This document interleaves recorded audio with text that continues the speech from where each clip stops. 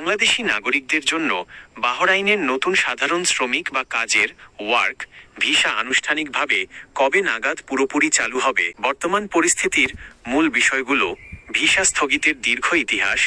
2018 সাল থেকে বাংলাদেশিদের জন্য বাহরাইনের নতুন সাধারণ শ্রমবাজার বা বাল্ক ওয়ার্ক পারমিট ইস্যু করা মূলত বন্ধ রয়েছে। কূটনৈতিক প্রচেষ্টা ও পর্যায়ক্রমিক সিদ্ধান্ত। দুই দেশের পররাষ্ট্র ও প্রবাসী কল্যাণ মন্ত্রণালয়ের মধ্যে আলোচনা অব্যাহত রয়েছে। বাহরাইন কর্তৃপক্ষ জানিয়েছে, তারা ভিসা গণহারে না খুলে পর্যায়ক্রমে ফেজ বাই ফেজ কিছু নির্দিষ্ট ক্যাটাগরি, যেমন দক্ষ পেশাজীবী, ব্যবসায়ী এবং ফ্যামিলি ভিসা চালুর বিষয়টি বিবেচনা করছে। ই ট্যুরিস্ট ভিসা: স্বল্পমেয়াদী ভ্রমণের জন্য ই ট্যুরিস্ট ভিসা ভিসা ব্যবস্থা ডিজিটাল প্রক্রিয়ায় সচল রয়েছে। তবে মনে রাখবেন, ট্যুরিস্ট বা ভিজিট ভিসায় বাহরাইন গিয়ে কাজ করা সম্পূর্ণ অবৈধ।